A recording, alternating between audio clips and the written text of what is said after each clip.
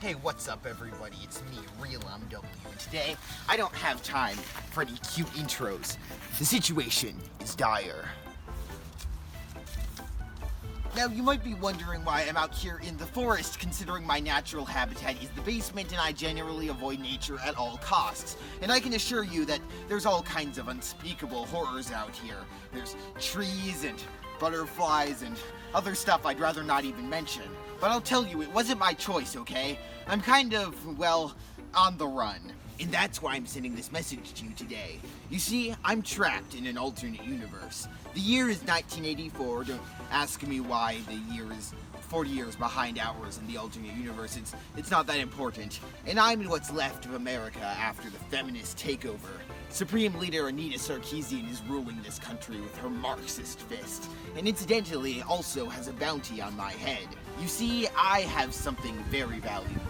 I am in possession of the very last Japanese copy of Xenoblade Chronicles X for the Wii U, which has the boob size slider and the character creator. The regime destroyed every last copy of it. That slider represents freedom, and that's why they tried to take it away from us. But we've been here too long. We need to get moving, come on. Luckily, I've adapted pretty well to life out here in the wilderness. I learned a lot of survival skills back in World War V, which was incidentally about whether the new Overwatch character should be gay or not. That was when the last of the dissidents were wiped out. I've been on the run ever since the Treaty of Kotaku.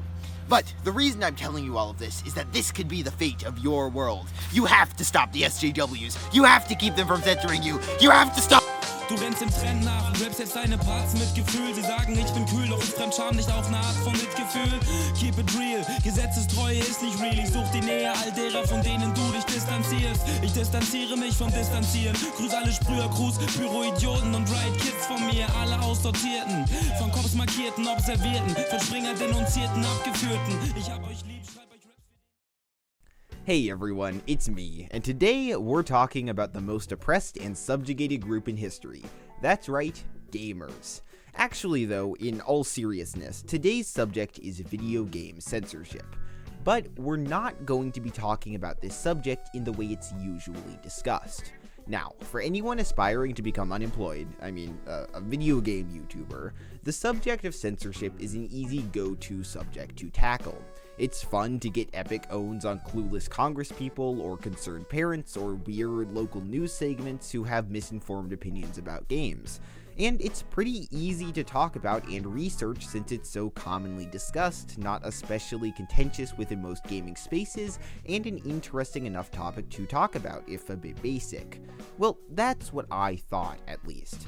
But something I noticed while looking deeper into this topic is that the focus when discussing issues of video game censorship is a bit one-sided. While understandably, most of the focus is placed on the pro-censorship side, deconstructing their arguments, countering their claims, and placing them within the context and tradition of earlier censorship movements and moral panics for film and music, very rarely is the conversation actually turned towards the anti-censorship movement. And the resistance against video game censorship is itself a very interesting movement that's a lot more complex and non-static than it's often given credit for or than I thought, and the ideological development of the movement reflects a lot on the more general cultural shifts surrounding games. But despite how deep this topic can be, it's very rarely discussed, and that's what I'd like to do today. Because even though this issue seems cut and dry, and it seems like the arguments and questions here are self-evident, that's rarely the case with any issue, and it's not the case here. So, let's talk about censorship. So I'm just going to be talking about, making kind of, making it look like a thing, but in fact I'm not talking about. What's going to be happening is that there's going to be over my mouth that's got a over it, so you aren't going to be able to or see mouth throughout this entire. And that's why I'm never going to go to a Splatoon tournament again without bear spray. Now, one of the most popular ways to talk about censorship in and around games is to use the framing device of previous instances and systems of censorship, particularly in the United States with historical film and music regulations. And, this makes sense. There are a lot of parallels to be drawn, and relating things that we see today to historical events that resemble them can be very useful in understanding and thinking about them. However, as important as it is to think about the similarities between these events, equally important to actually understanding them is identifying their differences, which is a step that people who use this framing device seem to often leave out. But before we can even get to that, what we need to ask is what exactly is censorship and how does it happen? Now, to be clear, I'm not going to take the snarky position of, oh, technically censorship is only when the government forces you to say something, so because what you say is censorship doesn't fit that narrow definition, your argument is invalid, I win, because that's just not the definition. That's a kind of censorship for sure, but it's not the only kind. The thing about censorship conceptually is that it's immensely broad. It can include, government-controlled speech, but really as long as an absence of speech or expression or information is in some way being compelled, it counts, which includes the actions of corporations, private interest groups, editors, or even, you, so long as you've been given some incentive to censor your own speech. Censorship includes a lot of things, and given that government censorship in the United States is unconstitutional, most of what you'll see is those other kinds. I say most because it does still happen. But by nature of that broadness, it's kind of difficult to actually get people to agree on a solid boundary for where censorship ends. For some people, that boundary is very wide and loose. For others, it's very strict. We're going to discuss some things today that some anti-censorship activists do believe is censorship, but that the government or others might not necessarily see that way. Different people will always have their own definitions, and it's not possible for there to really be a perfectly objective or correctly bounded term that we can all agree on. Every definition is open to being critiqued for being too broad or too narrow in its boundaries, and that makes this topic tricky to cover. Lots of other videos about this subject kind of presuppose a roughly correct definition without interrogating where it came from, but for good reason, honestly, because that's a lot of baggage that will weigh down your video a ton. But here's the thing. I don't think it really matters what your definition is. That's why I'm not going to ask that you edit your understanding of censorship or its meaning when entering this video.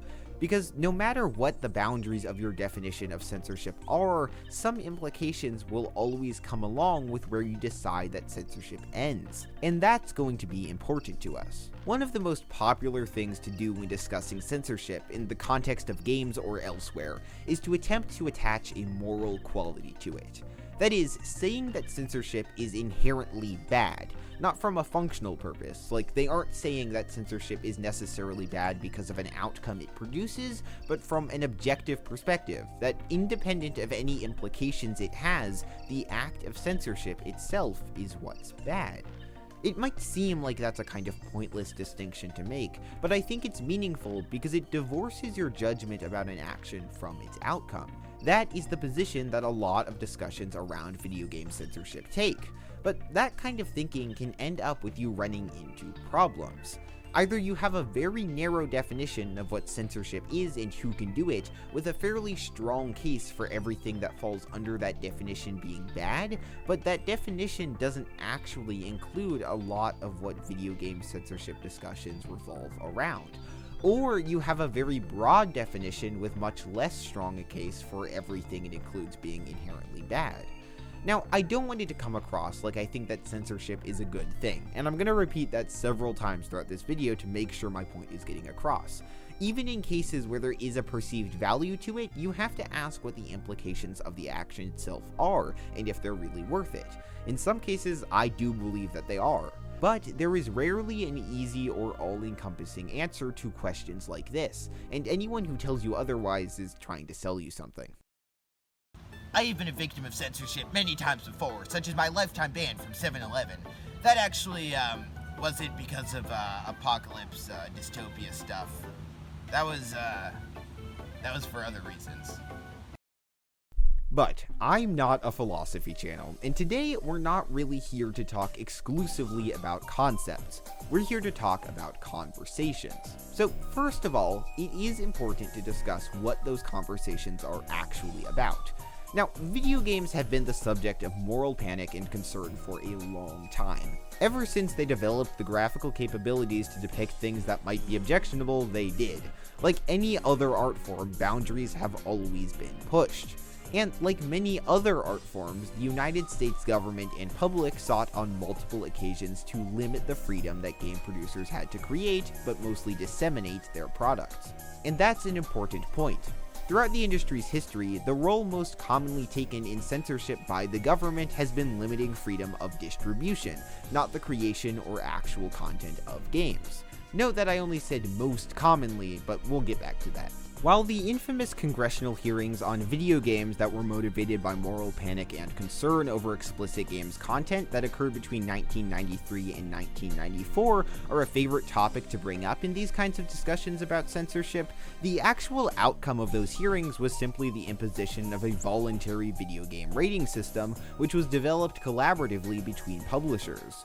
Though legislation doing roughly the same thing was introduced, it was only a coercive measure to make sure that the publishers actually followed through and was never actually pushed forward. Despite the fact that the federal government is usually the entity that's seen as the greatest threat to games, and to be fair, it has made some threats, it's been one of the least successful in actually following through on those threats. No law was ever passed by the government to force that rating system. But this all does raise some interesting questions. Even though there isn't a law on the books that mandates the rating system, it wasn't really like the industry had much of a choice. Remember, the push for censorship wasn't just something the government thought up on its own, it was started by the public. That's how these kinds of things began, with moral panic. Sure, it can be incited by the government or some more structured entity, but it needs the public to be sustained. So it wasn't even really the case that if the industry was able to dodge the government on the legal level, say the government did try to mandate the rating system but it was struck down by the courts, that wouldn't be the end of the issue because consumers, especially parents, would still be concerned. Stores that carried games had also agreed not to sell any titles not rated by the new system. So even if this wasn't technically forced in the most literal sense of the word, this situation raises some questions about how much actual freedom there was for all of this to happen. But let's talk a little more specifically about this rating system. What was ultimately agreed upon as the system was something very familiar to us today, the Entertainment Software Rating Board, or ESRB. There have been changes over the years, but the way that this rating system looked at the time is pretty similar to how it is today, with ratings ranging from E for everyone to the seldom used AO for adults only. In the United States, efforts to actually enforce the system by law or to prohibit the sale of games based on other metrics have been largely unsuccessful, with the 2011 Supreme Court case Brown v. Entertainment Merchants Association having effectively established video games as being protected speech under the First Amendment.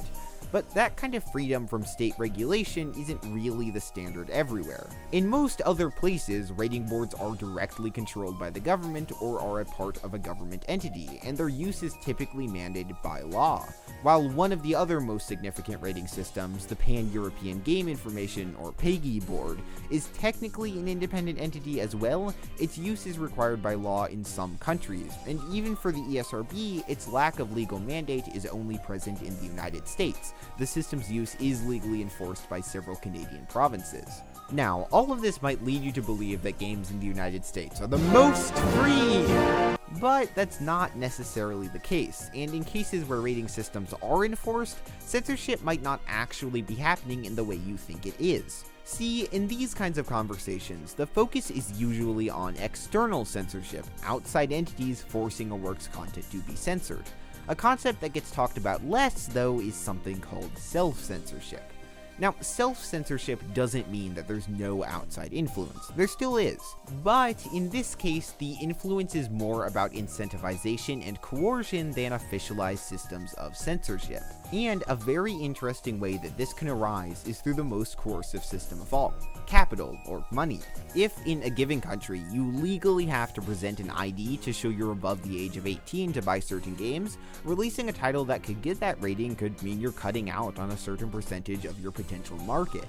And even in countries where this isn't legally enforced and where games given a mature rating or equivalent designation are very commercially successful, content still has to be controlled in order to avoid ratings like adult only, which can lead to reluctance from distributors or retailers to carry or sell the product. Such ratings are given out rarely, but that's much more a reflection on the fact that games that get the rating are almost completely unsellable, and content that would result in that designation being actively avoided by developers than it is an aversion from the ESRB to give it out. Now, as we discussed earlier, my position for this video is that basically whatever you could conceivably consider to be censorship, I'm also willing to consider as such, at very least for the sake of argument.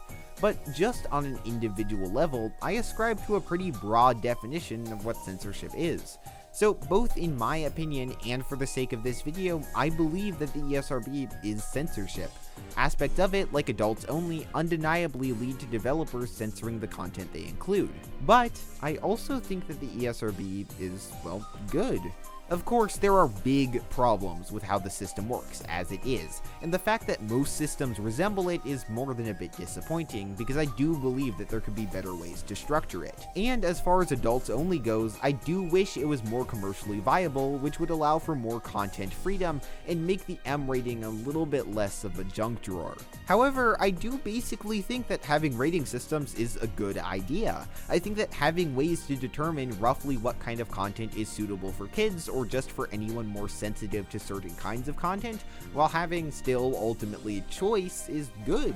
And on top of that, I think that regulating corporations is pretty much always a good thing. This section wasn't to demonstrate that rating systems are bad, it was to prove that they're censorship. And if you conflated the two, I don't blame you, because that's how these conversations go a lot of the time. But if we're going to be working with a broad idea of censorship, we're going to have to let go of the idea that it has any inherent morality to it. The reason we're talking about this, though, is to ask how accurate comparing these systems and events to the history of other media actually is. So how does all of this compare to past instances of censorship, at least in the United States? Well, actually pretty well, just not exactly in the way you'd usually be told about it. Now, for our purposes, we're mostly going to be considering film and a little bit of music. There are very obviously other instances of censorship in history, however, these two have the most parallels to video games and are the most popular to compare to them, so we'll be running with these for now. Now, it's important to be exceedingly clear here. In the United States, censorship of video games has, on a legal level, been a failure. Various attempts at legal requirements for adherence to rating systems, to impose a unique government system of determining games unfit for the market, or attempts to ban certain games outright often failed to even come to votes, and where they did and were passed were in nearly every case struck down by the courts. A relatively high number of laws attempting to ban in some way or another violent video games were brought about over the late 2000s, but were ruled fairly uniformly to be unconstitutional. One of the funnier examples of failed legislation was the unfortunate case of California Senator Leland Yee, who was very concerned about the availability of violent video games and sought to pass a law requiring that retailers would have to display all M-rated titles a minimum of 5 feet off of the ground to keep them away from kids or short people, I guess. His bill was ultimately passed, but unfortunately in a watered-down form, only requiring information on ratings to be available at stores that carried games. Another completely unrelated fun fact about him is that he also pled guilty to gun trafficking, presumably something he learned about and was corrupted by while doing research. I mean, he did try to warn us. And interestingly, film and music regulations actually followed a very similar path to that of video games, as many people are ready to point out. Both experienced threats of censorship and some degree of government attempts to intervene in their distribution during times of moral panic, but what's less usually compared is the fact that both were also ultimately freed of any actual censorship by the government in the long term. In the case of film, there was a relatively much more extensive period wherein the government was allowed to censor movies directly, and they did pretty often until the Supreme Court ruled that movies were protected under the First Amendment, going back on a previous ruling that had gone the other way. However, that's not really what most people's minds go to when they think of film censorship. What you'd probably think of first would be the Hays Code, also known as the Production Code, that determined material allowed in movies from the early 1930s until the late 1960s. But an interesting thing about that code is that, well, it wasn't law. Yeah, it wasn't ever actually mandated by the government in any capacity. Much like the ESRB, it was self-enforced by the film industry. Now, of course, the two systems are not especially similar in most other respects. The code was a very moralistic system which prohibited content outright, not a rating system that categorized it. As we discussed earlier, the ESRB deals far more with distribution of games than the actual restriction of their content, at least in most cases. The production code was much more of a direct form of censorship than a rating board would be, and even though it was technically self-imposed by the industry, it wasn't as if the actual artists involved in that industry had the agency to revoke it. However, an interesting thing to think about is that it's not really the case that rating boards aren't moralistic. They are. That's actually a pretty big point of distinction between different rating systems in different countries. They operate off of different cultural standards and understandings for the very subjective concept of what is acceptable outright or for certain age groups. But fundamentally, that's what they're based on. There's no mathematical way of determining how a rating system should work. It will always be a subjective, moral, and culturally influenced decision. And as we saw with the AO rating, and as can also be seen with the X rating for films, these cultural decisions can and do influence what can ultimately become effectively unmarketable and non-commercially viable, that is, censored. But ultimately, in terms of the kinds of censorship that most people think they're comparing when they make these links, outside of the identification of a moral panic, they often fall short insofar as games have a vastly more limited history of actual governmental censorship, much more similar to the efforts to censor music, which ultimately failed to gain much traction. And this failure to accurately identify the comparisons and differences between these events, instead relying on surface-level similarities, hurts how we talk about them. But the fundamental problems with how we discuss censorship go even deeper than just some less than perfect comparison analyses. And one of the ways that that most clearly manifests, I think, is the ways that we view censorship as kind of, well, distant in a way. Let me explain. Now, this doesn't just apply to video games. It's something you'll see a lot if you start looking for it, and it's present to some degree in most discussions that mention censorship in some way. Basically, what this phenomenon is the idea that in the United States, capital C censorship, that is, suppression and omission of concepts and ideas, is something that always exists elsewhere. It's always happening to someone who's distinctly not us. This isn't necessarily a position that is itself argued, though in some cases it is. It's more a consequence of the ways that these discussions occur. For games, even though the threat of censorship was presented always as an imminent one, it was demonstrably never actually occurring in a sustained way, and so it existed, while close, still separate from circumstances that the country was actually experiencing. And even where it was occurring, and where those instances were discussed, it was always described in a way that was relatively divorced from any identifiable ideology, even though moral panic and cultural blowback are inherently ideological. The popular understanding of censorship in an ideological sense is that it's something that happens in bad authoritarian countries, or in specifically historical contexts, that we, specifically in America, are separated from political censorship either by space or time. We see things like gay characters being unceremoniously removed from Disney movies when being marketed in, say, Chinese markets, and recognize correctly the cowardice of that action on Disney's part, and it being reflective of their prioritization of profit over commitment to ideals.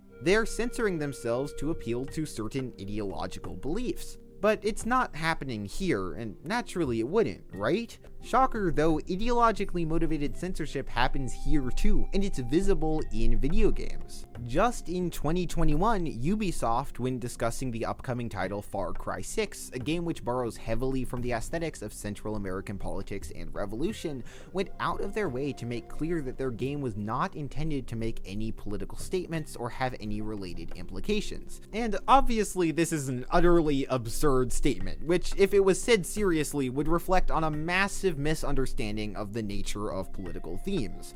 But I don't really think that Ubisoft is saying that entirely seriously. They're saying it to appease the people who would send their massive fan bases into a rage at the mere hint of left-wing politics in a work of popular media. And that may seem like a superficial denial of politics. Like, sure, they're saying it's not there, but it's probably still there. But I think that if they're willing to do that, it's not a huge stretch to suggest that they'd be willing to go further to dampen political content for fear of blowback.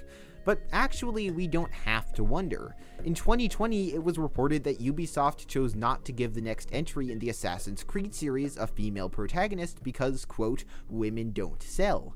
That kind of thing is happening today, and if Ubisoft is doing it, I think it's fair to suspect that other publishers and developers are doing it too. And even today, with conversations shifting to the idea of censorship, even specifically ideological censorship, being underway, the actual censorship of content, not including issues of in-game speech, allegedly occurring is distinctly superficial. In the narrative presented, while the censorship itself is ideological in nature, what's being suppressed isn't, or at least it's vaguely so, only indirectly representative of the status quo that's being implicitly defended, but presented as being independent, as in not related to an ideology. However, in this new narrative, it is presented as being related to other targets of the SJWs by being not PC or not woke, two concepts that exist, again, in this narrative as distinctly apolitical categories. But let's rewind a few seconds, because you may have noticed that we're kind of describing two different narratives here. On the one hand, the government is threatening censorship, and on the other, the left is imposing it. And that brings us to something very interesting about conversations regarding censorship in games. There are two narratives. And especially over the past decade, you can easily trace the shift in culture that games communities have undergone through the ways that they discuss censorship. As was just discussed, while the idea of ideological censorship of the kind other countries uniquely do being present in the American industry was and is still largely rejected, one area in which there was a bit of an exception to this rule was with regards to the internet's favorite villain, the social justice warriors. So, over the mid-2010s, the Gamergate movement and its ideological cousins were taking the internet by storm, as a right-wing cultural resistance to what was perceived as an incursion of leftist politics into game spaces and the industry. And I know it might feel like we somehow come back around to Gamergate every video, but its importance in shaping games culture in relation to other right-wing movements of the time can't be understated, and its lasting effects can still very much be seen in almost every part of the industry. But an important way in which Gamergate shifted games culture was reorienting it from being ostensibly anti-establishment to being violently defensive of it. For the longest time, the quintessential villain of gaming communities was one of three things: politicians, local news, and moms, all of which could occasionally appear in some kind of extra evil combination, and all of whom had the main concern of violence in video games. The latter two were most threatening as a force of pressure on the former. Remember, the 1993 and 94 hearings were a direct result of public outrage, and public outrage was also the reason that the industry couldn't just dodge the rating system entirely, even if the courts might have struck down a federal attempt to impose it. And even though the hearings were a victory for the concerned public, the anxieties that motivated them didn't just go away, and with the development of increasingly realistic and graphic titles, even with rating systems in place to help parents make decisions, questions about whether games should be allowed to remain unregulated persisted, and this got gamers pretty anxious, making the groups that pushed the concerned public enemy number one. But in the mid-2010s, something changed, and that something was Anita Sarkeesian and her brand of feminist, but more broadly liberal game criticism that she represented. Suddenly, this new force, the SJWs, who were concerned with representation and objectification and nuanced criticism and lame, boring stuff like that, were the primary villains of gaming communities, despite not really presenting the same threat of government censorship. Now, to be fair, this may not have actually been as significant a shift as it seems. Labeling game communities' initial resistance to the government and its censorship attempts as being anti-establishment is probably inaccurate.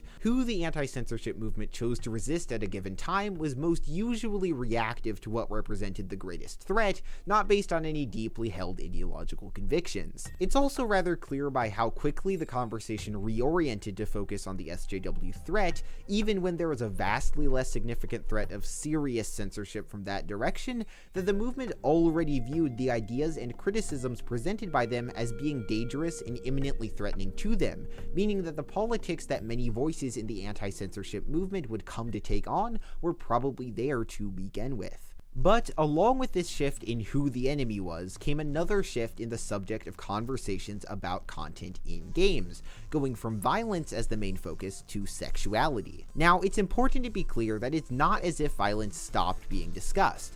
Even among government officials, questions of regulation are still raised, even today, or that sexuality hadn't been discussed before. As a matter of fact, sexuality and female objectification had been a part of the conversations around video game content even since the congressional hearings in '93 and '94 where the subject was raised. But there was very clearly a change in focus between one and the other on both sides. However, framing this as an issue where there are two sides is a bit odd, and it doesn't really work. It's not like the US government and feminist game critics really represent forces that can be easily equated in their relationship to games, because despite what some people seem to think, game critics, well, like video games and know a lot about them, and they want them to be seen in a more legitimate artistic light. It's kind of telling, though, that efforts to think about games more critically and to treat them as legitimate works of art, which is what game criticism does, especially when it's from a social perspective, were seen on par with politicians who have little to no knowledge of games advocating for the restriction and broad censorship. Now, in recent years, the belief that SJWs have infiltrated the games industry to carry out their evil plans has become a lot more prominent, but earlier in Gamergate, they were viewed much more as an outside invading force whose danger was in their forcing of self-censorship on the industry. I'm sure that there was some subset of people who thought that they were going to possess Todd Howard's brain and make the next Elder Scrolls about turning people gay with magic or something, but they weren't the majority. Don't even joke about that.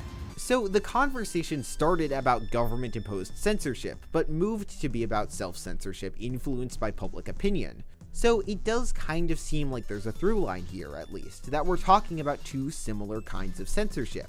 But even though we mentioned it earlier, let's interrogate for a moment just what exactly self-censorship is. And this is another one of those cases where the word censorship is probably sending off alarm bells, like, oh no, that sounds very scary and probably like something an SJW would do if they were inside of my brain, ah! But let's just take a second to think about what it actually means. Because you do self-censorship every day, probably in most conversations you have. Say, for example, you're sitting across from your friend at a lunch date you've arranged, and they've got a very interesting hat on. And they ask you, well, how do you like my new hat? I just bought it. I'm quite pleased with it. And you're thinking, should I say something? Because it's not a good hat, and you know it's not. But you're thinking about the consequences of saying something. Maybe if you said you didn't really like it, they'd feel hurt or self-conscious. Maybe they'd feel fine with you making a comment, but you're weighing the options and decide that it's best just to keep quiet. So you say, oh, yeah, well, that's really nice, isn't it? And they say, excellent, because I got you one too. And they produce a second hat, and they offer it to you. And they say, go on, put it on. I want to see how it looks on you. I'm sure it'll look great. But in that situation, the ideas of potential consequences for your speech can put some pressure on you to not say whatever you might be thinking about saying. Naturally, there is a scale. Self-censorship can happen in interpersonal contexts like that, where you're trying not to hurt someone's feelings, or like how I don't always tweet about the arson I want to do because I know my dad looks at my Twitter, where the pressure is social but a bit limited. But it can also happen because of pressure from governments or your employer or your own personal social safety. It can exist alongside or independent of other kinds of censorship. But another important source of motivation to self-censor is the broader network of social interactions. Culture. Norms that exist in society are a big part of self-censorship. In large part, that's the point of cultural norms, to direct us where we should censor ourselves. And the thing about culture and its norms is that they aren't static, they shift. And that's how we get to figuring out what we alluded to earlier as being the real ideological foundation of the modern anti-censorship movement: culture war. The SJWs are just part of a moving culture that Gamergate and now many so-called anti-censorship advocates want to remain static. That's why self-censorship doesn't raise alarm bells when it falls in line with their cultural beliefs. Censorship isn't really the point. And I realize that this same argument, that the point isn't really the censorship aspect of it, applies to what I mentioned earlier, the Ubisoft refusal to give Assassin's Creed a female lead. But, well, yeah, it being censorship isn't the problem there. It's the ideology that the decision appeals to that's problematic to me. I'm not pretending that that isn't the origin of my issues. But in the case of the anti-censorship activists, when you're going on a crusade against something that's ultimately a kind of self-censorship, it's kind of impossible to do that in a way that's really particularly free of a big helping of ideology and bias, because by its very nature, the range of inclusions or lack thereof that could be a form of self-censorship are so absurdly broad that anger at them will always focus in on things that were already ideologically objectionable to the person doing that focusing. And now you might be wondering how a movement that began focused on roughly real issues and threats to media freedom became something so far removed from that original goal. And to be clear, this isn't everyone. There are people who cover censorship in games in a reasonable, informative, and nuanced way. But it's undeniable that a lot of this discussion has been taken over by the people we've discussed today. So how did this happen? Well, I'm not going to pretend that I know for sure. But an idea that I have is that this has always been, in its popularly consumed form on sites like YouTube at least, a movement about something several people have coined before me, called the politics of owning. The politics of owning, described most simply, is a very non-academic way of describing a very specific kind of rhetoric that doesn't really have any particular goals of its own other than showing how much cooler and smarter you are than whoever you're debating or discussing. This is a thing you'll see a lot with political streamers, and arises very specifically in an online and individually focused context, but interestingly enough, it's also something you saw with online atheist personalities at about the same time that it existed for gamers. And very interestingly, the path of the internet atheists is very similar to that of the anti-censorship gamers. First of all, the reason that I call the anti-censorship movement one that revolves around the politics of owning is that, at least in the popular online form, it's kind of a one-sided war. As we've established, actual efforts to pursue effectively any kind of censorship through the law has been very unsuccessful, and not really because of any concerted resistance from internet activists, but rather because, well, it's illegal. What the activism of the resistance TM mostly involved was making videos epically dunking on local news segments saying that Call of Duty makes kids not clean their rooms and yell at their parents or something, and today it's making videos yelling about Dead or Alive taking away the boobs and society is falling apart, oh my god! The intended audience of these works isn't the opposition, it's not debate, it's for people who already agreed with the person producing the takedown. And to be clear, I'm not saying that the only value in making content about people you disagree with is for them to see it and immediately renounce their beliefs, though PewDiePie, I mean, or that debate is an especially productive use of anyone's time. However, as content for people who agree with you, owning politics still kind of sucks. It doesn't really serve in any particular way to educate your audience, to expand their knowledge, or to facilitate conversations. Its purpose is education second, entertainment first. And this kind of content very much dominated the online atheist landscape before Gamergate adjacent cultural shifts began. The content wasn't especially ideological. Sure, it had the aesthetics of ideological reasoning, and the ease with which creators made this jump was certainly indicative of underlying belief, but the ultimate point weren't the specific ideas themselves, but rather the fact that the ideas that the creator and their audience held were better and smarter and cooler than those that the subject of the video held, facts and logic style. And so when internet culture started to shift and the hysterical parent or preacher or news anchor or politician was replaced with the SJW or feminist or me, a lot of atheist content creators made the jump to anti-feminist or anti-SJW content. Because again, the specifics of the ideology were unimportant as long as the creator and audience were on the cool and rational side. And this exact same jump happened in discussions around censorship. If you watch any videos from this current era of anti-censorship content that try to get into specific reasons for their opposition to Mortal Kombat characters having less visible cleavage, or not being able to insult people in in-game chat, their arguments are nigh incomprehensible.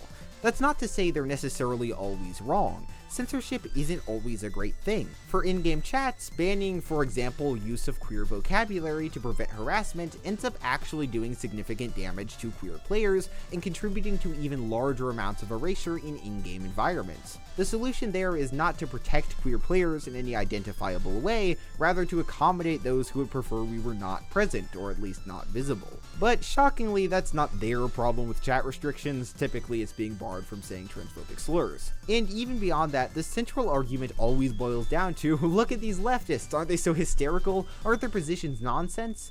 No one ever presents any proposals for how to stop censorship. Just keep watching my videos, keep being angry, and buy this friendship repellent shirt, I guess. And the reason for that is that it's the politics of owning, not action. And if you're engaged in those kinds of politics, you orient not around goals or policy, but around whoever it's most profitable to be against. Today, we discussed a lot of kind of abstract concepts, explored a lot of dimensions to those concepts, and asked some questions that don't often find their way into these discussions. The topic of this video and the conclusions that I drew are a lot more open-ended than a lot of the other ones we've covered. But I don't want the takeaway from that to be that you shouldn't take a position in this discussion, that I don't have one, or that all of the points we discussed today are necessarily correct or equally worth considering. I do think I did a fairly good job of distinguishing between what I believe and what I thought was simply interesting to consider, and while you by no means have to think the same as I do, I think that all of you are smart enough to be able to think about and interrogate ideas without necessarily accepting them. The reason that I talked about these subjects in this way is that, unlike a lot of other topics I've covered on this channel, the discussions around them don't really exist in a nuanced way for the general gaming public. Focusing on the wrong aspects and kinds of censorship and essentialist positions on morality have damaged our ability to actually talk in a meaningful way about game content, ideology, and ideas, and the ways that those things were, are, and can be restricted. Sometimes, and maybe even usually, the question is, what's the right side of this debate? What's the correct answer? But other times, the question you need to ask is, are we having the right discussion? Are we even asking the right questions? Du knallst mit dem Auge aufs Pflaster, wer als Meister vom Himmel fallen will, der fällt hart. Wir schreiben Schrauben und basteln abseits des Markts, denn wir hassen meistens was die Welt sagt. Du knallst mit dem Auge aufs Pflaster, wer als Meister vom Himmel fallen will, der fällt hart. Wir schreiben Schrauben und basteln abseits des Markts, denn wir hassen meistens was die Welt sagt.